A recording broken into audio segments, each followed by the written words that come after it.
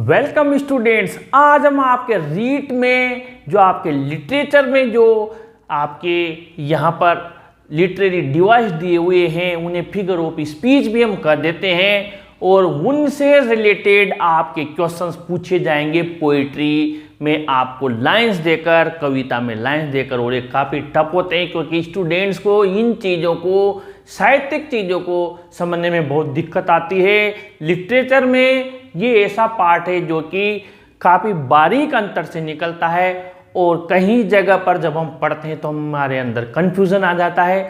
लेकिन अगर आप इस वीडियो को ध्यान से समझेंगे तो मैंने बहुत शानदार तरीके से, बहुत ही सिंपल तरीके से, बहुत शॉर्ट तरीके से आप लोगों के लिए वीडियो प्रिपेयर किया है। आइए समझते हैं। यहाँ पर जो आपके टॉपिक दिया हुआ है रीट में, identification of alliteration, simile, metaphor, personification, और इसको बोलते हैं एसनेंस और राइम। यहाँ पर सबसे पहले हम लेते हैं सिमिली। सिमिली को हिंदी भाषा में उपमा अलंकार के रूप में जाना जाता है। जब हम किसी की तुलना दूसरे के साथ कर देते हैं, उसको उसकी उपमा दे देते हैं, उपाधि दे देते हैं, तो वहां पर इंग्लिश में बोले तो सिमिली और हिंदी में उपमा अलंकार। यहां पर मैंने जो परिभाषा बहुत सिंपल लिखी, एक बार में समझ में आ जाएगी। दो भिन्न व्यक्तियों व वस्तुओं की तुलना करना, सीधी सी बात है, ज्यादा किंतु परंतु के चक्कर में न पड़े।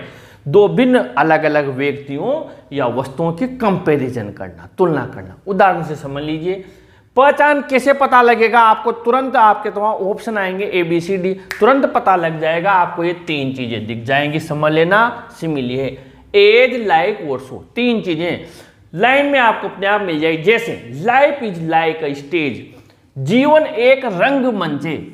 अब यहां जीवन की तुलना किससे की है? स्टेज से की है। क्या लगा दिया? लाइक, पता लग गया, सिमिली है। Rana Pratap was as brave as a lion, Rana Pratap शेर के समान बहादुर थे। ये आ गया एज। किसके समान थे? राणा प्रताप की तुलना किससे की है? लॉयन से, शेर से। असमान हो गए, लॉयन असमान और राणा प्रताप असमान हो गए दोनों।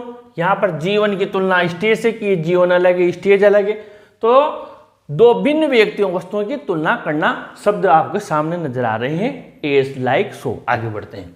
मेटाफर, इसको बोलते हैं रूपक अलंकार, यानी कि एक व्यक्ति या वस्तु को दूसरे व्यक्ति या वस्तु का रूप दे देना। एक व्यक्ति या वस्तु को, ध्यान से समझे, दूसरे व्यक्ति या वस्तु का रूप दे देना, उसको उसके जैसा बताना। इसमें तो कह रहे इसके जैसा है, ध्यान देना, इनमें अंतर है क्योंकि ये बहुत से स्टूडेंट के बिल्कुल मिक्स हो जाता है ये दोनों। क्या अंतर है? एक तो एज, लाइक, सो, ये नहीं मिलेंगे। दूसरा लाइफ स्टेज है के समान है, लाइक के समान है। इसमें कहा जाता है, इसमें तो कहते इसके जैसा है, जैसा है, और इसमें कहते हैं ऐसा है उसका जैसे। लाइफ इज ए ड्रीम, जीवन एक स्वप्न है, स्वप्न जैसा है नहीं, जीवन एक स्वप्न है। यहां ध्यान दीजिए, लाइक एज सो नहीं है, तो इसका रूप दे दिया, यानी कि जीवन है एक सपना, जीवन को किसका रूप दे दिया? स्वप्न का, सपने का। आगे बढ़े। The camel is the ship of the desert, जो ऊंट है वो रेगिस्तान का जहाज कहलाता है।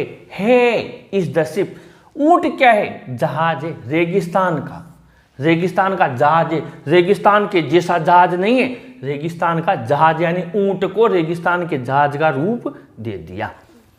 अब थर्ड देख, Rana Pratap was a lion in the fight, Rana Pratap शेर के समान बहादुर थे, शेर के जैसे बहादुर थे के जैसे, लेकिन यहां पर उनको शेर का रूप दे दिया। Rana Pratap was a lion, इसमें लाइक नहीं है, लाइक एज सो नहीं, केस जैसे थे, शेर के समान थे, शेर थे।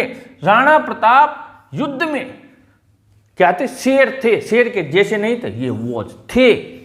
समझ में आ गया? इसमें दोनों में क्या की जाती है? कंपैरिजन तो किया जाता है, लेकिन इसमें ये शब्द आते हैं कि समान थे, और इसमें आते हैं थे या हैं। आगे बढ़ते हैं। एलिटरेशन, इसको हिंदी में बोलते हैं अनुप्रास।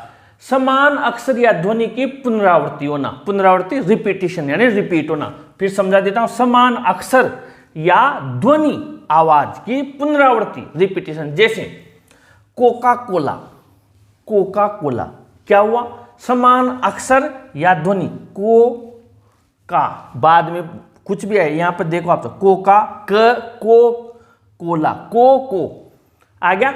और यहां पर किसकी शब्द है, क, आप इस पर ध्यान दें, किसकी ध्वनि है, क। मनी मैटर्स, म, भले बाद में कुछ भी है, म। पिक्चर, परफेक्ट, प। समान अक्षर या ध्वनि, बिग, ब, बिजनेस, ब। इस पर नहीं देना ध्यान कि ई है या ऊ है, यहां पर क, म, प, ब, यानी समान अक्षर या ध्वनि की पुनरावृत्ति, वही एलिटरेशन है, अनुप्रास अलंकार। और आगे बढ़ते हैं, पर्सोनिफिकेशन, मानवीकरण कर देना। अब यहां तो क्या क्या रूप दे दिया, यहां मानवीकरण कर दिया, यानी कि निर्जीव वस्तुओं या अचेतन मान्यताओं को मानवीय रूप तथा गुण प्रदान किया जाता है। यानी वो मानव नहीं होते हैं, वो कोई जानवर नहीं होते, मानवीकरण में जानवर भी आ गया इंसान के साथ में, लेकिन उनको क्या किया जाता है, मानवीकरण कर दिया जाता है, यानी उनको सजीव का रूप दे दिया जाता है, मानव का रूप दे दिया जाता है। जैसे यहां पर अ लाई हैज नो लेग्स, झूठ के पैर नहीं होते। अब झूठ कोई इंसान तो है नहीं, उसके पैर रहेंगे, कोई जीव तो है नहीं, लेकिन यहां पर क्या बोला, झूठ के पैर नहीं होते, यानी झूठ का पर्सोनिफिकेशन कर दिया, मानवीकरण कर दिया, उसको क्या किया, एक जीवित व्यक्ति की संज्ञा दे दी। Anxiety sitting on his face, उसके चेहरे पर चिंता सवार थी। अब चिंता कहीं जाकर बैठती, चिंता चलती नहीं है, जो उसके चेहरे पर जाकर चिपक गई, लेकिन इसका क्या किया, चिंता को, एंजाइटी को, इसको भी मानवीकरण कर दिया, इसको भी पर्सोनिफिकेशन कर दिया। इसको क्या किया, जैसे ये चलकर उसके चेहरे पर सवार हो गई हो anxiety. The tree whispered in the wind, जो पेड़ थे उन्होंने हवाओं में विस्पर किया, विस्पर करना, फुसफुसाना, धीरे से बोलना, कानाफूसी करना। पेड़ बोलेंगे नहीं, लेकिन यहां पर विस्पर किया, यानी इनको क्या कर दिया, पेड़ों को मानवीकरण कर दिया। The stars winged at me, तारों ने मेरी तरफ पलकें झपकाई। अब यहां पर तारे पलकें नहीं झपकाते, लेकिन यहां पर तारे वो क्रिया कर रहे हैं जो मानव करते हैं, जीव करते हैं, तो यहां पर विंग, इनका क्या किया, पर्सोनिफिकेशन कर दिया। आगे बढ़ते हैं, असनेंस, एसनेंस का मतलब क्या होता है, स्वर साम्य या स्वरावृत्ति। फिर बोल दूं, जो एसनेंस होते हैं, एसनेंस को बोलते हैं स्वर साम्य, यानी स्वरों का साम्यता, एकता, स्वरावृत्ति। यहां दें, समान स्वर ध्वनि भिन्न व्यंजनों के साथ, या तो समान स्वर ध्वनि आएगी अलग अलग व्यंजनों के साथ, या समान व्यंजन आएंगे भिन्न स्वरों के साथ एक साथ आ जाने पर। यहां पर देखें, टाइम एंड लाइट। अब टाइम के बाद व्यंजन है, टी क्या है, व्यंजन है, कॉन्सोनेंट है, और इसके बाद क्या आ गया, आई आ गया, आवाज क्या निकाली, टाइम, आई एंड लाइट। भले ही पहला अक्षर कॉन्सोनेंट है, लेकिन जो स्वर ध्वनि समान आ रही है, time and light. Way to make her state, अब यहां पर देखिए आप, भले आगे कॉन्सोनेंट है, व्यंजन है, लेकिन ये क्या निकाल रहा है, वे, यानी आवाज क्या निकाल रही है, A. To make, may, A, state, A. यहां पर टाइम आई, लाइट आई, यहां पर देखिए आई, यानी समान स्वर ध्वनि भिन्न व्यंजनों के साथ, या समान व्यंजन भिन्न स्वरों के साथ आ जाने पर क्या होगा, आप समझ गए होंगे, एसनेंस होगा। राइम क्या होता है, अंत्यानुप्रास अथवा तुकांत। आपने देखा कोई भी गीत हम लिखते हैं, उसकी तुकबंदी होती है, यानी जो लास्ट के वर्ड होते हैं उनकी ध्वनि सेम होती है। ये कोई भी पोएम होती है तो तुकांत होती है राइम स्कीम के हिसाब से। कविता में दो पंक्तियों के अंतिम शब्दों की समान ध्वनि, जब दो पंक्तियां होती है, या तो पहली या तीसरी मैच करेगी, या पहली दूसरी मैच करेगी। यहाँ पर मैंने आपके ये जो क्लास 10th की पोएम है उसका एग्जाम्पल लिया है जी, the way a crow shook down on me. अब यहाँ पर पहली लाइन है, ये पहली लाइन है, द वे अ क्रो, यहाँ पर लिखा हुआ है अ क्रो, लास्ट का शब्द है क्रो, ओ की ध्वनि आ रही है, किसकी ध्वनि आ रही है, ओ की, क्रो। सूक डाउन ऑन मी, ये दूसरी लाइन है, इस पर लास्ट की ध्वनि क्या आ रही है, मी, ई, ओ और ई। अब आगे बढ़ते, द डस्ट ऑफ स्नो, ये देखिए क्या है, ओ, यानी पहली लाइन की मैचिंग किससे हुई, थर्ड लाइन से। Crow, O, the dust of snow, O, तो इसको तो ए नाम दे दिया, इसको बी दे दिया। सूक डाउन ऑन मी, ई, अब ये पहली लाइन की तुकबंदी किससे हुई, थर्ड से, और सेकंड की सूक डाउन ऑन मी, ई, अब इसकी दोनों ट्री, ये ई, ये इससे मैच कर रही है, यानी 4 लाइन की। तो यही राइम स्कीम है, यानी पहली की मैचिंग किससे हो रही है, 4 से, और सेकंड की किससे हो रही है, थर्ड से। देखिए आप यहाँ पर पहले की मैचिंग हो रही है थर्ड से, सॉरी पहले की मैचिंग हो रही है क्रो, किससे हो रही है, थर्ड से।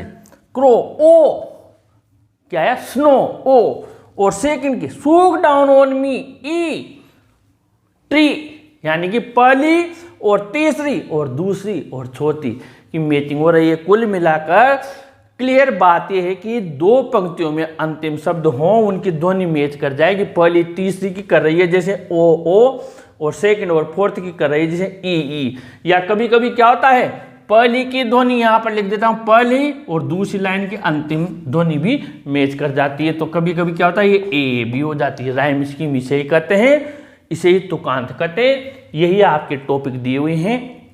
फिर हम जब टेस्ट लेंगे तो इनको फिर आप लोगों के लिए देंगे, ताकि आप लोग इन्हें और अच्छे से क्लियर समझ सकें। फिर भी कोई भी दिक्कत हो तो कमेंट बॉक्स में ज़रूर लिखें। इस वीडियो को ज़रूर लाइक शेयर करें और अपने चैनल को भी ज़रूर सब्सक्राइब करें स्टूडेंट्स। Thank you.